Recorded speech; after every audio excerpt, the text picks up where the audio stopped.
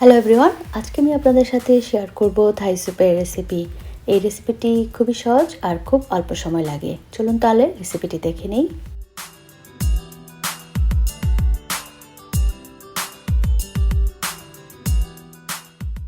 থাই স্যুপের জন্য আমি এখানে চিংড়ি মাছ নিয়েছি, 5 থেকে 6 পিস হবে। আর মাছগুলো মিডিয়াম সাইজের।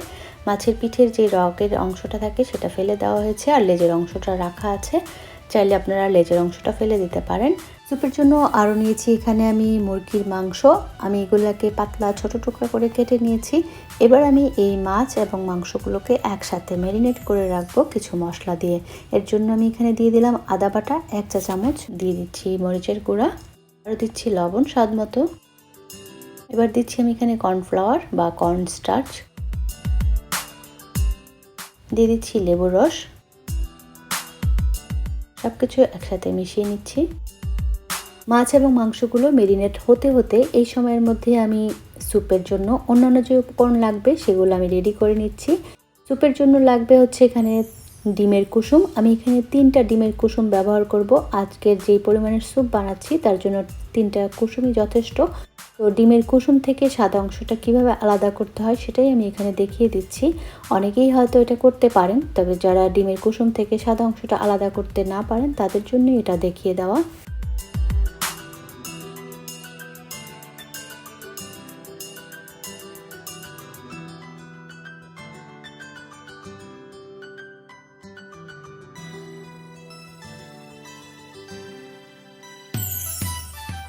এবার আমি কুসুমগুলোকে ভালোভাবে ফেটিয়ে নিচ্ছি একটা কাঁটা চামচের সাহায্যে। এবার আমি যেই হাঁড়িতে স্যুপটা রান্না করব সেই হাঁড়িতে এই কুসুমগুলো নিয়ে নিচ্ছি।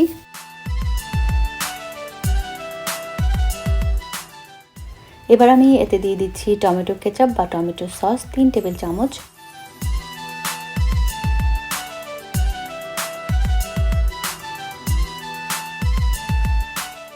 এখন দিয়ে দিব এখানে চিলি সস বা হট সস, এটা যে যার স্বাদ অনুযায়ী দিবেন। আমি এখানে 1.5 টেবিল চামচ দিচ্ছি।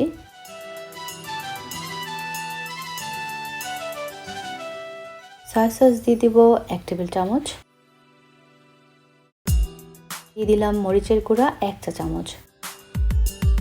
এবার আমি দিয়ে দিচ্ছি paprika powder. Paprika powder optional, আপনি চাইলে দিতে পারেন, না দিলেও চলবে। দিয়ে দিলাম চিনি স্বাদ মতো। আরও দিচ্ছি স্যুপের কালার সুন্দর হওয়ার জন্য ফুড কালার, এটাও অপশনাল। সব কিছু একসাথে মিক্স করে নিচ্ছি। এবার আমি হাফ কাপ পানিতে 2 কি 3 টেবিল চামচ কর্নফ্লাওয়ার বা কর্ন স্টার্চ গুলিয়ে নিচ্ছি। এটা স্যুপটাকে ঘন করতে সাহায্য করবে। তো স্যুপের ঘনত্ব যে যেরকম রাখতে চান সেই হিসেবেই কর্নফ্লাওয়ারের মিশ্রণটা রেডি করে নেবেন। আরও দিচ্ছি এখানে আমি 5 কাপ নর্মাল পানি। এখানে কোনোভাবেই গরম পানি ব্যবহার করা যাবে না, তাহলে কিন্তু ডিমের কুসুমগুলো দলা পেকে যেতে পারে। তবে আপনারা চাইলে পানির পরিবর্তে চিকেন স্টকও ব্যবহার করতে পারেন। থাই স্যুপের জন্য আরও প্রধান একটা উপকরণ, সেটা হচ্ছে লেমন গ্রাস। আমি এখানে কিছু লেমন গ্রাস দিয়ে দিলাম টুকরা করে, আরও দিচ্ছি কিছু আদা কুচি। এবার আমি এখানে দিয়ে দিচ্ছি কিছু পাতলা করে কেটে রাখা মাশরুম। এগুলো ফ্রেশ মাশরুম, চাইলে আপনি দিতে পারেন, না দিলেও চলবে। এখন আমি একটা ফ্রাই প্যানে সামান্য একটু তেল দিয়ে তেলটা গরম করে নিচ্ছি। তেল গরম হয়ে আসলে এখন আমি এখানে ম্যারিনেট করে রাখা চিংড়ি এবং মুরগির মাংসগুলো দিয়ে আমি এখানে 2 থেকে 3 মিনিটের মতো এগুলো ভেজে নিব। এর বেশি এগুলো ভাজতে হবে না।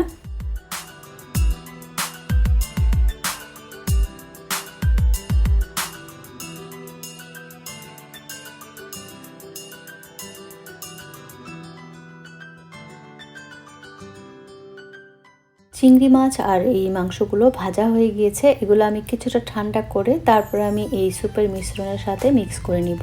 একদম গরম অবস্থায় স্যুপের সঙ্গে মেশানো যাবে না।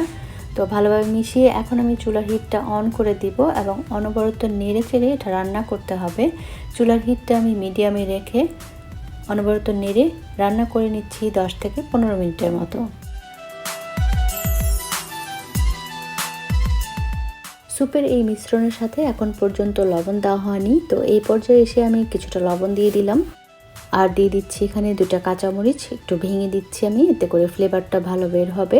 দিয়ে দিচ্ছি গোলমরিচের গুঁড়া, আমি আমার স্বাদ মতো দিয়েছি, আপনি আপনার স্বাদ মতো দিয়ে নেবেন।